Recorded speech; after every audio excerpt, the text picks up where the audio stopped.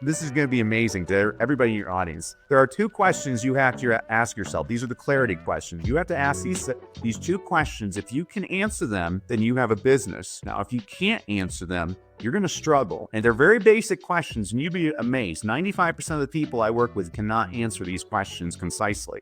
So the first question is, who is your audience? Now, a lot of people say, oh, my audience is everybody. I'm like, well, if your audience is everybody, your audience is nobody. You need to really niche it down. I worked with a woman a couple of weeks ago. She was phenomenal. Her niche is she makes the horses for professional polo players. I was like, oh my gosh, that's the greatest niche I've ever heard. And she makes like $800,000 a year making saddles for professional polo players. You know, I've worked with morticians. Like, you wouldn't think about how much money you can make as a mortician. This guy's like making a bundle. So that's the audience, a very niche down audience. Like, you know, your podcast is dealing with entrepreneurs that are content creators. That's smart. You know, you could even niche it down even more. Bearded white male from Seattle that creates content. I mean, I guarantee you there's lots of bearded white males in Seattle that are doing, but I mean, and then you can expand from there. So the first question is, who is your audience? The second question is, what's the problem that you solve? You'd be amazed. Most people can't actually describe what's the problem that you solve. I'm like, well, if you can't describe the problem that you solve or come up with 28 different things, I'm like, you know, I love In-N-Out Burger. The thing I love about In-N-Out Burger is when you go there, it's real easy. I want a burger and fries. They don't overwhelm you with the Cheesecake Factory menu, which is like an encyclopedia